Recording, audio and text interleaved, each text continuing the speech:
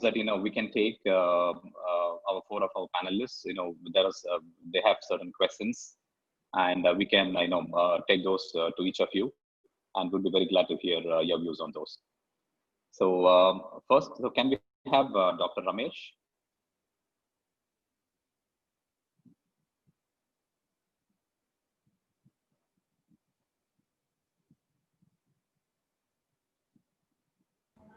Okay, thank you, sir.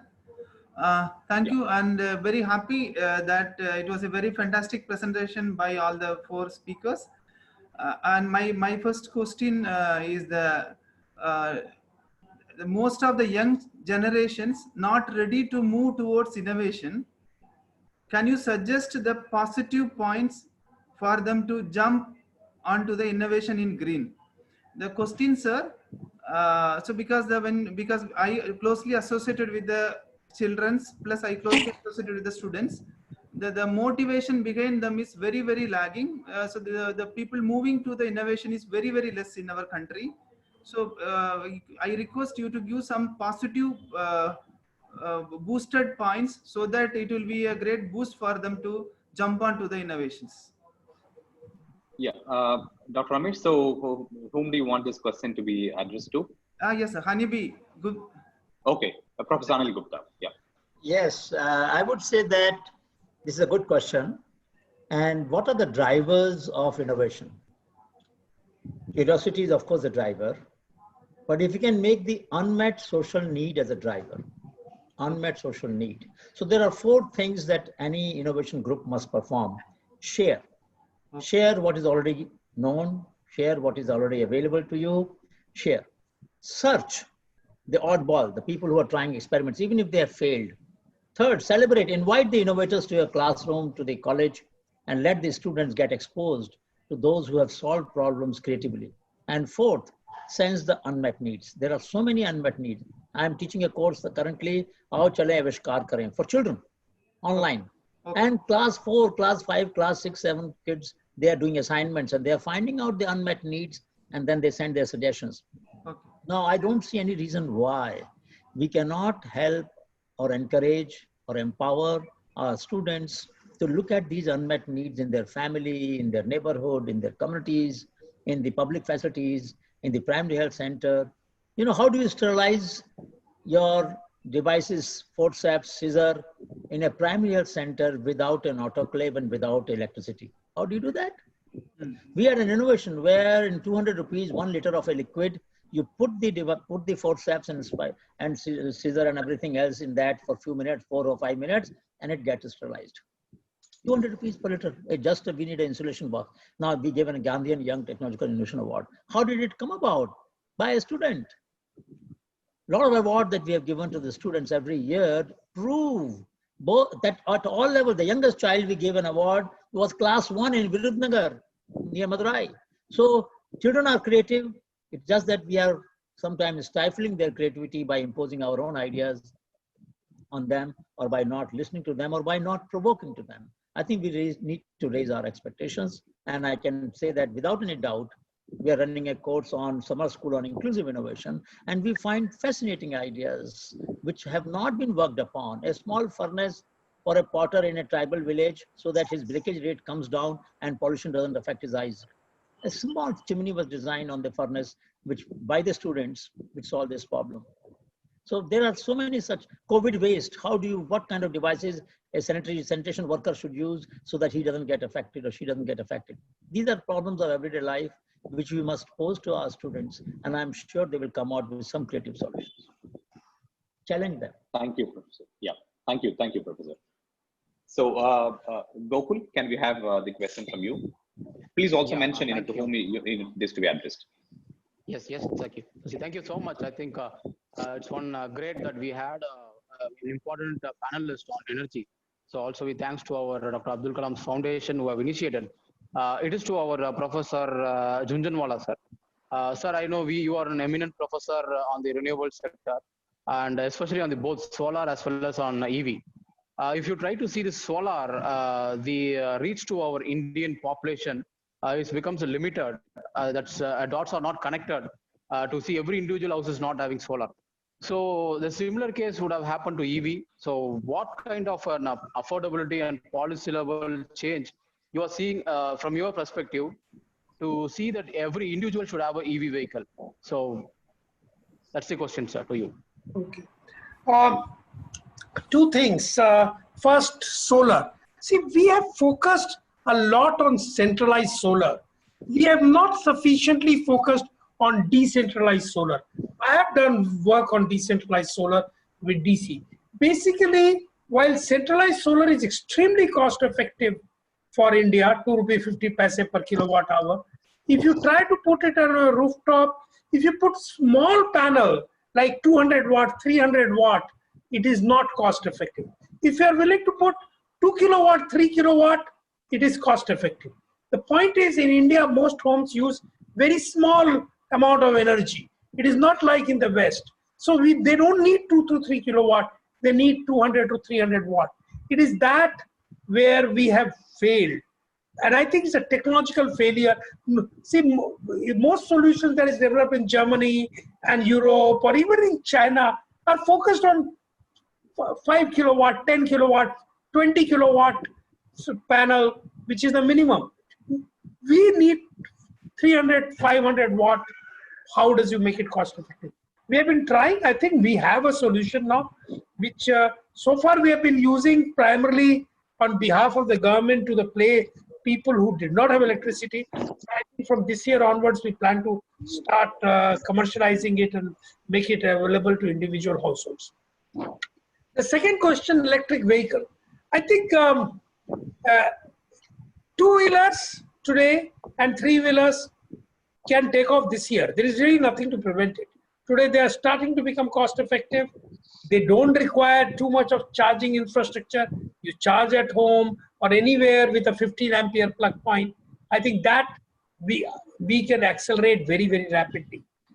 The four-wheelers, small four-wheelers is where the challenge is. 20 lakh, 30 lakh car is possible. The point is, most people buy 5 lakhs rupees car or 3 lakh, 6 lakhs rupees car. That's where the challenge is. And I think we should get there. I think Mahesh Babu has been working. Some of us have been working. By early next year, we should get there on that also. Two-wheeler, three-wheeler, we can do. Today, it's possible. I think let the COVID crisis get over, you'll see a flood of the solution. We have learned over time. We have finally learned how to make good batteries, good motors, good controllers, etc. If any one of you want to visit us after the COVID crisis, please do. You'll see all of this. Anil Gupta has not come for a long time. He should visit us. Oh, thank you, sir. Thank you. Datta, I want badly to come. I've met him after a long time. Thank you, Professor. Thank you, I think it's also a good platform, to network at this stage. Yeah. So can we have the next question from Mr. Sheik Saleem? Yes, sir. Yes, sir. Professor, sir. Is it possible space or energy conversion from outer space? Energy conversion from outer space. Sorry, can you? I think there was an echo. Can energy be? Space solar energy conversion from outer space. Conversion from outer space. I don't think that we need any such. I think enough sunlight falls on Earth. In fact, that is the source of all energy. And enough sunlight falls on Earth. India is very rich in that. We just need to learn how to use it. Of course, there are traditional ways of using it. I mean, for example, drying grains, etc. Drying clothes used to be done on sunlight. But I think today we can convert it to electricity without any problem. It can be done on every home. Can we think of having a 300 to 500 watt solar panel on every home, even small home? That is what our goal should be. Can we make it affordable? I think we can. Policies will be required, focused on that. Indian policies are also looking more or less copied from the policies that is there in Germany or in UK. They are also focusing on large homes. And that's part of the reason why we have not taken off. Absolutely, sir. So, yeah, well said. I mean, India as a nation, we have to really see, one is government policies, and also second is that, as individuals, how do we really get into usage or contribute via renewable energy? The usage, one is generation, and second is usage of renewable energy as citizens. So absolutely. Can we have the next question from Dr. Balamurugan? Thank you, sir. So it was a wonderful session, and it has given more insight of the environmental day as well. So like productions are going on, sir. So this question is for Datta sir. So it's actually a lot of battery cars are in production, mostly successfully running on road. But now the conventional car itself having problem of going without fuel, means it end up standing at the road. Is there any plan to install more charging stations on road? And can you give an insight of charging stations that is being installed in Tamil Nadu? And what are all the opportunities that is available for MSMEs or the other industries that can participate in the charging stations? Yeah, the charging station, of course, is one thing that is there. We have all the automobile manufacturers have taken it up with the government. And of course, Tamil Nadu government has also had several initiatives on this. They have formed a committee especially to, look at the electric vehicle initiative. I was also part of this committee, and then now they have now the electrical department, the EB has taken this forward. They are also trying to set up the charging stations. Added to that, what is happening is the manufacturers like Mahindra, Mr. Mahesh is there, and Hyundai, and several of us, we are trying to install the charging stations wherever we can. Most of our dealerships will definitely have a charging station, and we are also trying to support the the customer to have one at his own place and are very closer to him. As far as the national highway, which is one initiative the government has been looking at it, possibly because of this COVID-19, it has slowed down, but definitely that initiative has started, and it will go forward in a much faster way because of this environment issue and because of this COVID-19 impact. And the other question that you are asking on the MSME, definitely there are a lot of opportunities are there in terms of the components, parts, and accessories that are required for the electric vehicle. Of course, definitely a huge opportunity exists. Though there are some loss will be there in terms of the existing fuel technology that will over a period, it won't go just tomorrow. It takes maybe over 10 years time it will go, as Professor Junjunwala put it, possibly 2030 or little before that we will have all electric vehicles in the country. My strong belief is that there are definitely a lot of opportunity exists for MSME in the electric vehicle charging, and also in the maintenance and supporting activities. Thank you. Thank you, sir. So it was a wonderful. Thank you, sir. I think together with these electric vehicles, the biggest opportunity, that also comes is the charging stations, definitely. So, this is charging stations in public, charging stations in organizations, where the cars are parked. I think that's definitely, I think EV provides a great opportunity for MSME, just to add upon to what Mr. Datta said. Yeah. So, so can we have the next question from Mr. Ramakannan, who is also on the panelist? Yeah. Hi. Hi, all. First of all, thank you for organizing this very interesting subject. Also, like most wanted to our country, India. Okay, I am Ramakannan. I'm from Singapore. Okay, basically from Ramesh. I have a general question, to whoever presented today. Okay, one side is, of course, we need to have that renewable energy. At the same time, do we have any strategies, especially in a household, to save energy in terms of having that meters to and to control the household the unwanted energy which is being consumed.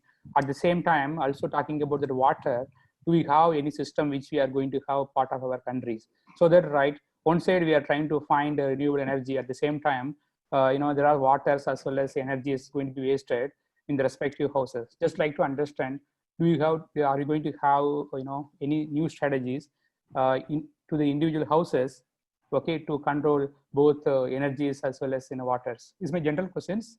I'm not sure how to ask my questions. In future, you'd be able to much more precise.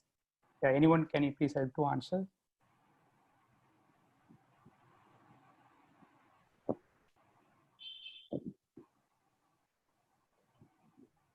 Okay, maybe we can request Professor Anil Gupta, because I think most relevant to the daily frugal innovation.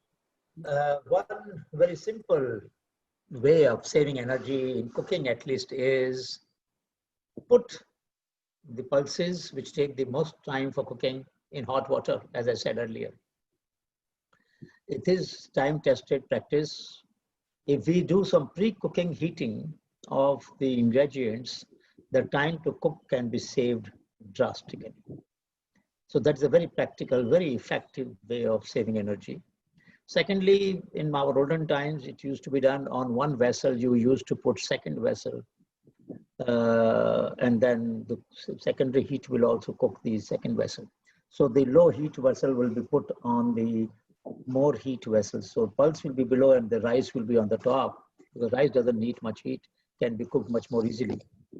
So like that, we must improve the systems that we have in our homes for using heat, for energy. We should try that the gas, the cooking stove or the gas that we have should have a water jacket. All the ambient heat that is going waste, flue gases that are going waste, we can easily capture them into hot water. So the design of cooking gas must be changed urgently. And all cooking gas stoves, all cooking, whether it is gas which is piped or it is gas which is supplied in the cylinder, doesn't matter. But the gas stove itself, the two stove gas plate, should have double-walled structure so that it can capture the heat in the water. So there are many small changes that we can do to improve the amount of water required for cleaning the utensil will be halved, if not more, less than that, if you use hot water for cleaning the oil and other things stuck to the vessels. So there are very, very practical ways in which secondary heat can be used for warming water, and that can be used for cleaning, for cooking, and for a whole range of purposes. So this is a question which I think every one of us, each one of us should ask ourselves as to how would we save water and at the same time energy in this process. Thank you. Thank you, sir. Thank you, Professor. Thanks a lot. The next question, comes from Mr. Syed. Mr. Syed, can you also please, mention to whom this question should be directed? Hello, all. This is Syed, and my question is to Professor Ashok. There are issues with batteries blasting when we charge for mobiles itself. So the more number of vehicles when it is coming on EV, electric vehicles and all, this is going to be one of the biggest issues, right? How are we solving that? Second question to that is recycling and waste management of batteries, including lithium-ion batteries. And nowadays we see in mobile phones, we do get lithium-ion batteries, and over a couple of years, it swells up and takes up almost the double space. And after that, we simply discard it. We don't have an efficient waste management system. So I understand both the questions. Basically, we in India have technology to recycle the battery, extract everything out with zero waste, no solid, no gas, no liquid waste. This kind of technology has been developed in India. It is little bit manual intensive, but well, it is highly cost effective, and overall the cost of material recovered more than pays for the recovery process. Now, this is, fortunately we have this. This will mean that we will not have to buy these materials from outside the country, because we don't mine lithium, manganese, cobalt, nickel, which is required, and germanium, not germanium, graphite. Now, how do we ensure that nobody throws batteries and but it goes to the recycling center?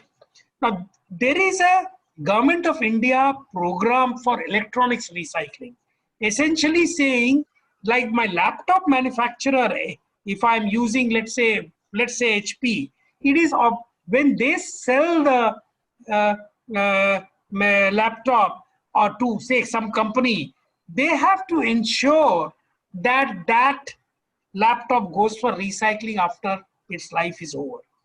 I think this kind of policy is already there for electronics. All that we need to do, the same policy for battery. Any battery manufacturer has to ensure that it is collected back. Now, there is a simple way of collecting back. For example, if you say for a mobile phone battery, you will give 100 rupees. I think nobody will just throw it in garbage. They will return it to some place. And you have create some 20 such centers in every city, in smaller towns less, and people will put 100 rupees, get 100 rupees and put back the battery. For bigger, for vehicle battery, they can even have 300 rupees or 500 rupees. In India, if it is valued, nobody will dispose it in the garbage. From there, it needs to be taken to the recycling center. So I think it is possible to do that. Government of India has to act on it. We have made enough presentation to Planning Commission and everybody. Unfortunately, they are moving slow, but I think we will have to build a little bit of pressure. I'll take Anil Gupta's help and everybody, maybe Abdul Kalam Center's help, to ensure that a policy for recycling takes place. This is required. All that the government has to mandate, that it is the producer, seller of the battery, the producer of the battery have to ensure their collection back. That's it. And you know, it is very interesting, Ashok, that you say this, because Ministry of Environment has adopted, at least in the name, circular economy as a policy. And yet there are no instruments whatsoever for reverse logistics. So reverse logistics is the way in which companies will have to collect back not only the used part, but also packaging material and other things. And this is something we have to work together on that. And today on Environment Day, because this is going on, I think let us all decide, the panelists, speakers, the audience, that we will actually ensure that we have, and recycling must be done with zero effluent. We cannot have effluents. And you know, this is where Anil, large number of youngsters in India, young engineers, can actually develop alternate technology. It will take a little bit of effort, but how do you recycle and not waste? I think this very simple concept, which was demonstrated in your stuff and other things, you're not even wasting heat. In fact, if you see, there was that you are even utilizing the heat, what otherwise will be called waste heat. So the concept is very rooted in Indian civilization. Absolutely, we will not waste. All that we need to do is take it and make government to act on it. Thank you. Sorry. Thank you, sir. Thanks a lot. Thanks a lot. So, Sheik ji, I think you have a question to Mr. Mahesh Babu. Mahesh ji, I have a question. So, in your current scenario, you talked about helping the three-wheelers, auto, converting into electric vehicles. How this, currently the people, auto are running, how these guys can, approach any of the electric suppliers or PU to convert their existing vehicles? See, there are 2 points. One is converting existing auto will become slightly difficult, because electric, when we say it also has to meet safety requirements and requirements. So we can do a buyback, or we can do a replacement with an electric auto. So what I would say, that if somebody want to buy an auto, I would suggest that actively consider electric auto, because the down payment is the same. EMI will be looking higher. Don't get scared, because your money outflow per month is going to be, or per day is going to be still lower than the EMI, because you're not going to spend a lot of money on the fuel. And hence, we have done enough calculation, and you can go and talk to existing customers. They have realized more than 3,000 to 4,000 rupees per month of extra money in their hands with the same rate of taking from customers, not any additional cost, because it is electric, because of the lower operational cost. It also helps us fatigue. A lot of drivers have said their fatigue has come down, and hence their driving time has increased.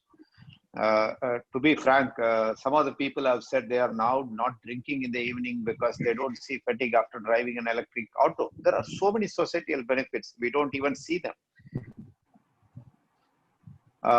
These are benefits you will have.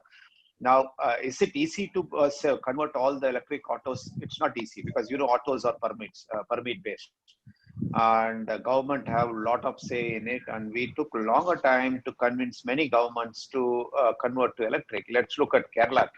Almost 3 cities, they said only electric autos will be registered. We are still struggling in Tamil Nadu to get a permit to introduce our electric autos. Similarly, there are a lot of challenges, because auto is seen as economic power of the government. The government wants to influence it, permit it, and control it, and so on and so forth. I think we have to go out of control regime to a open market regime, where economics takes a role and people are free and open to buy new technologies like electric autos if it has to be propagated. I would say that it's not easy to convert every auto, but there is a lot of efforts needed. Some of the states are very proactive. We are seeing Bangalore, Kerala, Raipur, Indore. Many cities have adopted electric vehicle very much. You will be surprised. Last month in COVID situation, we have dispatched the maximum autos to Agartala, which is Northeast, and Northeast are so much, I would say, conscious of environment and new technologies. You will be surprised that those states and citizens are very, very sensitive to electric mobility. So we will continue to do the effort to convert or replace, I would say, electric autos from the existing customers, and most of them are by reference. So any buys an electric vehicle, I would say, will never go back to the fossil fuel, because you will really understand the importance and the ease of usage of it and the economics of it. I have added Trustee.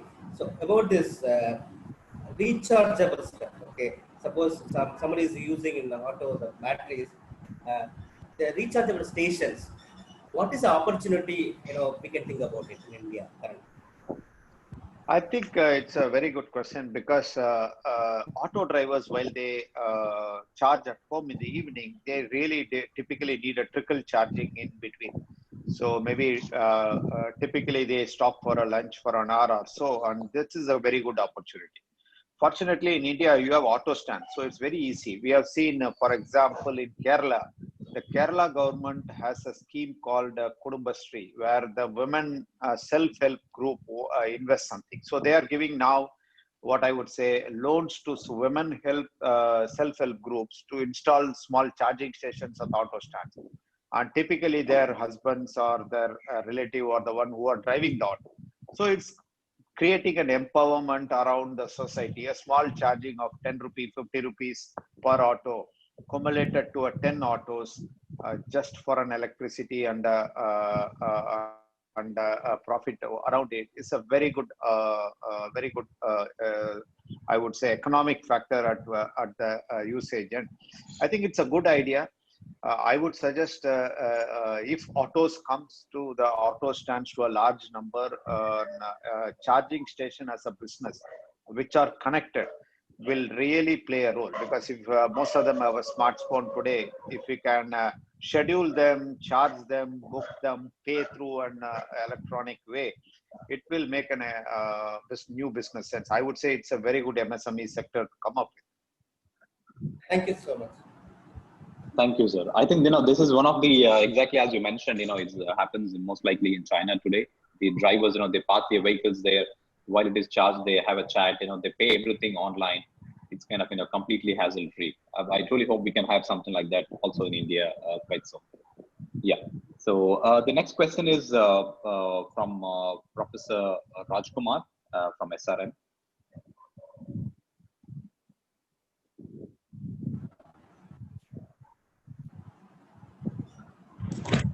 Hello, Professor. Yeah. Yes, yes, just a minute.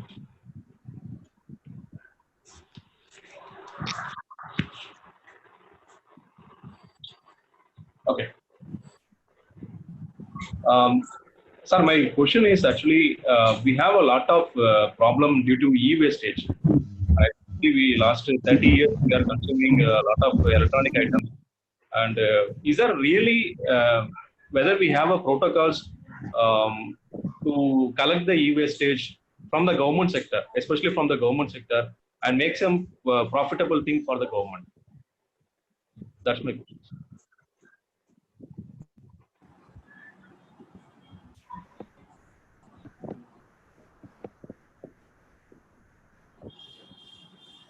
So, can we have Professor Ashok? Muted and I was speaking. The law says that the seller of all electronic items has to ensure that it goes to for recycling. Now, the law is not implemented well. I think it's an issue of implementation, and I think there has to be a little bit of an environment movement saying, please implement the law. It is there. I think the law is very good. It has been done quite some time back, around 2012 and all that, then further refined. So the law is very good. It is an obligation. We have to just demand that. And the government sector is the one which is not doing this. But there are recyclers today which will take all your electronics. And I think we need to expand that, even everything else to, but frankly speaking, the law exists. And I think implementation of law, I think unless there is some kind of a people's movement that it has to be done, the government will not act. Sorry to say that. Anil, if you have a different view, I would say that we need to have a waste exchange. I mean, this is just for the sake of argument. I'm saying that one can develop a market-based solution where we create a waste exchange where people can put up, I've got 4 batteries of this specification, I've got this part, I've got that part, I've got a sound music player, whatever people have, I have a charger, and then they put that unit there. Aggregators will collect it and generate value out of it. And some people might be needing to salvage the components. As you all, I mean, Ashok, you know very well that when when an electrical device goes out of order, 90% components are functional actually. Maybe only 1 or 2 components are out of order. So they are reusable. And I think this industry knows, I mean, they get precious metal out of the electronic waste and so on. There's a very good industry working in the country in this regard, but we have not yet built up a waste exchange. We have not built for electronic waste. We have not built for other waste, but this could be one area where we can start some interventions. So then even if government is not very active, at least the market of buyer and seller will possibly clear some way. Anil, only thing that I would like to say, even the person who buys, very often what they do is that they take away some parts which are useful, other things throw away. So the buyers, there must be an obligation on buyers that there should be a zero effluent. So I think at the law, that is where I think some tightening is required. I agree. Thank you, sir. Exactly. Now in countries like waste Europe, thing is a very good idea for some youngster to start a company. Yes, I think I'll be very happy to support. I'll be happy to support this waste exchange. I think we both can together guide some students to create a waste exchange. That's true, sir. There's a lot of wealth in waste, actually. Yeah. Okay. So the next question is from Gokul, scientist ISRO. So this is the question is to Professor Anil Gupta. Yes, sir. To Gupta, sir, it's a hearty welcome to see you again in this forum, sir. It's my question is you like the Indian population have a large number of youth, nearly 60 to 70%, and you have identified so many grassroots innovators. So you have traveled inside our interior part of village and seen lots of grassroots innovators. Which grassroots innovator has impressed and touched your heart, which you would have not imagined is invented? Can you share it one or two? It's a very difficult question, but nevertheless, I will mention a few examples. One example of an innovation coming from a child at that time, she is now in college, which has gone to the market and is a universal product. That means this child thought of a solution which is first time in the world. And what was the solution? We have walker to walk when we have problem of balancing. My wife used to have that problem. Sadhana used to have that problem. So she needed a walker. But it never occurred to me that walkers can't be used on a step. So Shalini sent an idea from Patna that when you use a walker, when you climb, the front leg should become shorter. When you come down, the front leg should become taller. So adjustable height of front leg. She didn't make anything. She just wrote on a piece of paper 2 lines. Our team got it made and it was licensed to a company. It is being sold. Neither Europe nor USA has any walker with adjustable leg. Nowhere in the world. So this is one area where I find it very inspiring that a young kid can identify an unmet need which is unmet universally, not just in India, and be able to suggest a solution which then engineers and others are fabricating and taking to the market. Credit goes to all of them, Rakesh, Mahesh, and everybody. The second example, which is a very simple one, when you pull water from the well in many parts of the country, you still have open wells. And there's a pulley. Now what happens when you pull the water, sometimes your rope slips from your hand and the bucket falls into the well. There have been cases when the lady pulling the water also falls into the well. There have been accidents like that. For 5,000 years, we didn't have a solution for this. So we designed, in my village in UP, there was a bunch of hooks tied to a rope by which the fallen bucket was taken out of the well, but we did not devise a method by which the bucket would not fall into the well. So Amrit Bhai Agrawat, one of our grassroots innovators for the last 30 years, he designed a simple pressure hook on the pulley. The moment rope slide down, it will press it against and hold the bucket where it is.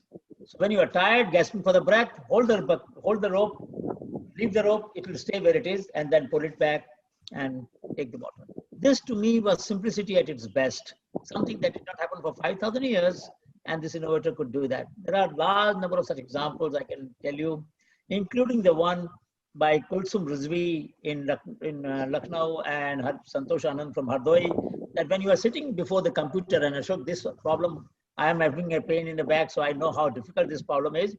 Our posture is not correct. So they said the camera would sense your posture. If your posture is not correct, the screen go blank, a message will come, sit properly, I will not let you do work. Or the chair will have pressure sensors, and if I'm not pressing all the sensors, the chair will start singing and not let you do work. So there are many examples of all kinds. I'm never tired of telling these examples, but I must say that we are not harnessing this creativity enough in our country. That is the problem. Thank you so much. Thank you very much. Yeah. So we have next question from Mr. Babu Francis. This is the question is to again Professor Anil Gupta.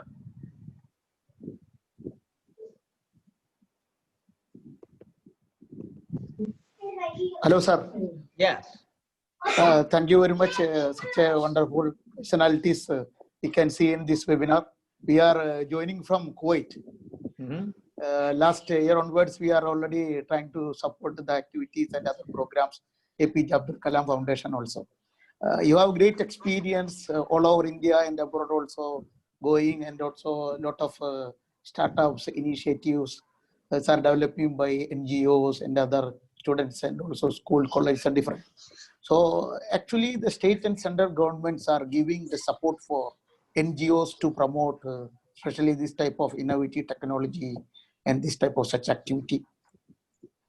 Just I'm expecting your experience reply for this. You are asking as to what support system is there, or what is that the question? No, but actually the supports are given by the governments. for this type of activity? Especially you are also have city lot of other NGOs are doing this type of activities to promote. So just your experience. Just share. Well, I would say that, to be honest with you, don't mind my saying this. I'm otherwise very optimist person. I always look at the positive side, but Ashok knows it. We have been talking about these matters for the last 30 years, more than 30 years, that the support is still very lukewarm, to be honest with you. I mean, if you look at number of innovators who have received even 5 lakh each for developing a product or business, very few hundred, rather than out of tens of thousands, only few hundred, not even 1,000. So the support is very meager. That is first issue. Particularly when people come from rural areas, they are illiterate or they don't even know how to fill up the form. They cannot go around you and pursue with you whether what happened to my file or what happened to my proposal. I mean, these are the people for whom, that is why we set up GYAN in 97 to provide support at the doorstep of the innovator. That was the idea. Innovator has solved the problem. Now you go to that person and provide solution at the doorstep. This is where we need more such institutions, more such support. Telangana State Innovation Council has recently got in touch with us, and we are setting up a GYAN Telangana. A MOU is going to be signed very shortly. We're also trying to do that in some other state, Chhattisgarh we are trying. So there's a need for such efforts. And I think private sector, high net worth individuals, everybody can contribute. You can take up 2 or 3 innovations and support them from Kuwait. I mean, your friends can make a small network, small base of micro adventure capital, I would say. Dr. Mashurkar often says adventure capital, not just venture capital, adventure capital. So we could create adventure capital groups from the people who have some, let's say you have 50,000 rupees to spare, 10 friends have 50,000 each to spare. You can support 10 small ideas and they can go forward. But let us make the supporting innovation as a sport. Just as you enjoy sport, enjoy supporting the grassroots innovations. And that culture should come about. At the end of the day, you will have satisfaction that you helped one idea go forward. Each one of us can help such ideas to go forward. So my experience, to be honest with you, is that we have very limited support for such people. Scientists are very helpful. No scientists charge for their time. That is wonderful. But when it comes to financial support, we are very meager support. Thank you. Thank you, sir. Thank you very much. Thank you. Yeah. Thank you very much. Thank you. I think it was great to hear the new word, not just venture capital, but adventure capital. So Dr. Mashurkar used this phrase and I like it very much. Yeah, it's great. It's great. Thank you, sir. So the next question is from Dr. Balamurugan, and this question is to Mr. Mahesh Babu. Sir, actually, there are a lot of advancement going on with the electric vehicles. Still, there is a problem with grid not supplying power to the rural India. Is there any plan to include rural India to get benefited with electrical industries or automobile industries? And also how my rural youths are going to be benefited out of it, sir? So I think I will leave it to after my question to Ashok ji, he will be able to, professor will be able to tell better, but while we are talking about generation, India doesn't lack anything on power generation. We have enough capacity of power generation in the country, and it was only till last year, last challenges in distribution. So basically, I think even today, our distribution has substantially increased and the power reach has reached to substantially to rural. And now think of a situation where electric vehicles are there. Electric vehicles are also having energy in the battery, right? Not necessarily you have to use them only for vehicles. There are many technologies, vehicle to grid and grid to vehicle, where you can use them to power your home. In fact, you can keep them connected in the grid of your home. If there is a power disruption, you can use them as a backup.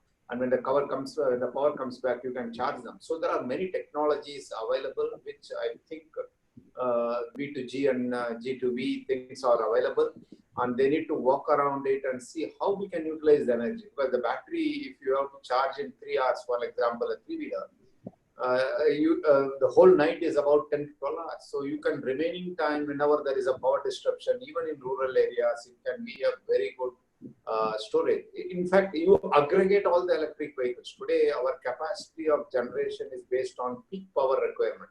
The average power requirement is not so high. So, in fact, if you aggregate all the electric vehicles in the country, let's say if you have a substantial distribution and ask them to power in the grid, and based on the grid connectivity, you can actually reduce the capacity of power generation if you have storage.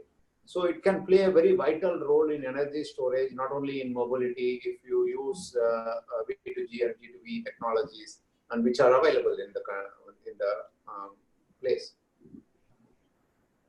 Yes, sir.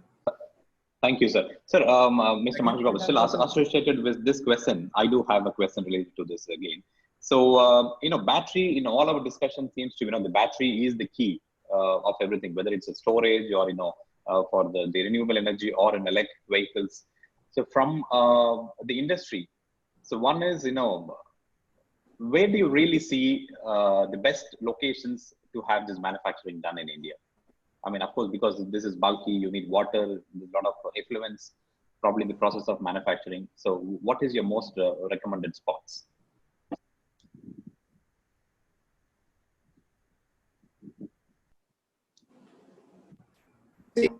Today we don't have any specific because battery manufacturing substantial investment. So if you want gigawatt millions of dollars, if you want to cover, you need $10 to invest to do a battery manufacturing. Now, if somebody is going to such a huge money, you have to benchmark what's happening in the parts of the world. If you go to US and invest, they are talking about a subsidy of 40%. There is a power waiver, there is a land subsidy, and so on and so forth. So we'll have to look at which state gives such a environment with land, with power, with labor laws, where the industry will be able to come and invest and take the benefit out of it. So now look at an investor. We have to look at an investor. If he has a money of $1 billion, he has to invest and create X number of investment. Now, if you evaluate China, if you evaluate India, if you evaluate, let's say, Tamil Nadu versus Maharashtra, businessmen need to look at the best business case.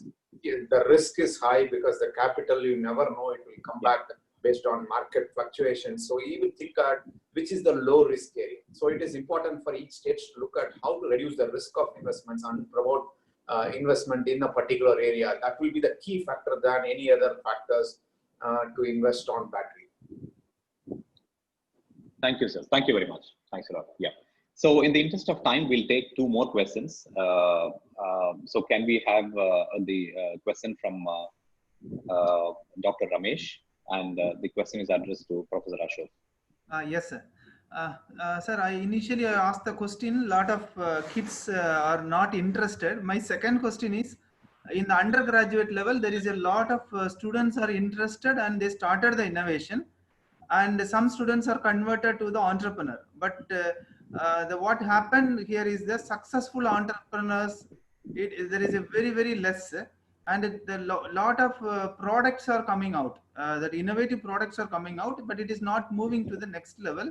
And that students got somewhat demotivated, and finally they will going back to for the job. Initially they thought of going for a startup, and after 2 years, 3 years, 4 years, again this kind of situation is happening very in large.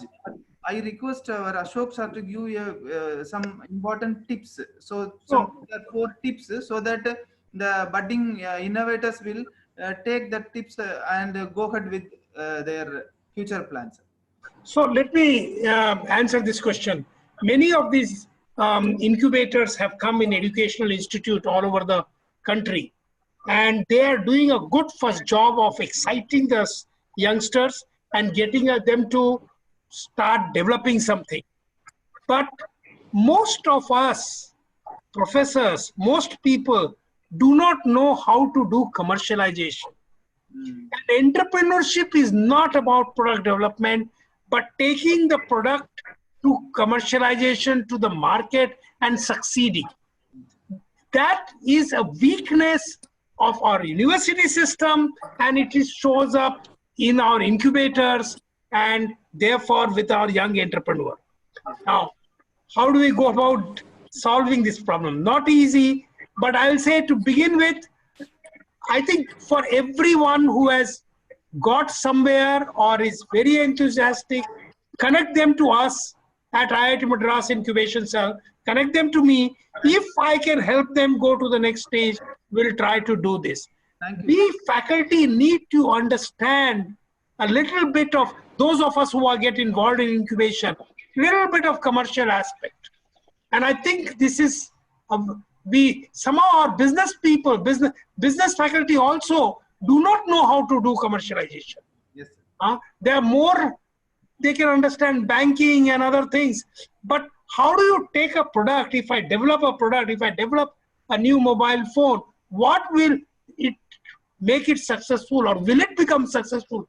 Or what should I take care in development? At the time of development itself, I have to think about commercialization. So I strongly suggest that some of you should visit us once the COVID-19 crisis is not there. You will see how we are able to do this, and we will welcome to tie up with any other institute, get their youngsters who go to the first stage and try to take it to the next stage. Thank you. Thank you. Thank you, sir. So the last question, we have the last question before we close the session. So this question is from Mr. Saleem.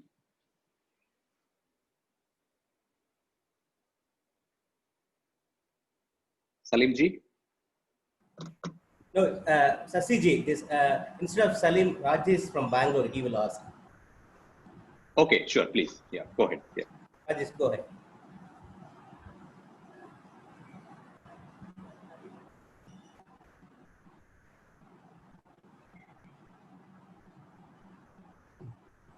Go ahead. Yes, sir. Rajesh, go ahead. Yes, sir. So now, so EV is going to be a very positive opportunity for college students. So as of now, there is no clear academics curriculum enter into a EV job opportunity. So from academic side as well as industry side, so if both can join hands, if they come up with a new proposal of creating a curriculum, so it will be a big opportunity, sir. So the industry needs some other, industry need exact expectation. So, but at the same time, that is exactly missing from the college students in terms of technical, in terms of commercial. So how to bridge that gap, sir? I don't know who you are asking this question. Since I work in EV and I am a professor, maybe you're asking me. Yeah, go ahead, Ashok. No, so the point is, I think this EV requires a very multidisciplinary skills. First of all, it requires a good understanding of auto basics, auto basics, which is available in some places in mechanical engineering. It requires a very good understanding of electrical engineering, particularly power electronics. Number three, it requires some decent understanding of chemistry and chemical engineering because it involves a battery. Now, for example, I have been teaching a course on electric vehicles. I think now I have taught it about 3-4 years. Now I am able to put that together. Unfortunately, it is not about curriculum. Our faculty is not equipped to teach this multidisciplinary. They themselves are very discipline focused. But we can initially take an initiative and try to teach something at IIT Madras, maybe 20, 30, 40 hours, and that can be recorded, and then that can become probably 3-4 courses, and different people can teach. There are people who can, for example, people who teach electric motors, they can be very quickly trained to teach electric motors for electric vehicles, motors and controllers. Battery, there is 2 parts of battery cell, which is a chemistry and chemical engineering, and after that battery pack, which is again electrical engineering, and embedded system. People who teach embedded system can learn things. What about the basic equations of when the vehicle moves, how much energy do they take, what's the acceleration? what is the power that they require, and all that is mechanical engineering, automotive sector does it, but they do it in a style, more conventional style, which is more suitable for IC engine. But I think with a little bit of help, they can change themselves to electric vehicles. So it will require some effort. My worry is that there are different people who have announced courses and they're getting some books from here and there and are teaching it. The problem is these books again are written by the Western professors whose understanding, for example, for them, a 20 lakh car is a very normal car. So their understanding is of certain kind. And if they teach that, it doesn't help. I think it is possible to design. I'm willing to take some lead in doing that. Number of people have been asking that. And I've been teaching that. So I have notes, I have some video lectures, but I think we should design something. Thank you. Thank you, sir. Thank you very much, Professor. So as a final, closing words, I really see that, as you mentioned, Professor Ashok, so, electric vehicles and especially renewable energy, so is an area where, you will have to have a joint collaboration with multidisciplinary approach. I mean, it's going to definitely benefit electrical engineers, electronics engineers, chemical engineers, mechanical engineers, IT software engineers. So I think this poses a lot of opportunity for cross collaboration and then in a multidisciplinary approach. So therefore, I think this renewable energy as one, and then the second is this electric vehicles as the biggest opportunity that we have today. And again, we heard kind of in a complete different views from all four of you, from the academia as well as the industry. We are more than thankful from Dr. Kalam's Foundation for all your time and for being with us today and providing all your insights to the industry and also to students. So there have been several people live today on YouTube, and on behalf of all of them as well, I would like to thank each and every one of you and look forward to see you again. And especially Professor Ashok, we really look forward to see you and meet you at the IIT after the COVID is kind of the lockdown is opened up. Thank you very much, sir. Each and every one. Thanks a lot for your time. Yep. Thank you. Thank you. Bye-bye. Thank you, Ashok. Thank you, sir. Thank you, sir. Thank you, sir. Thank you for the opportunity.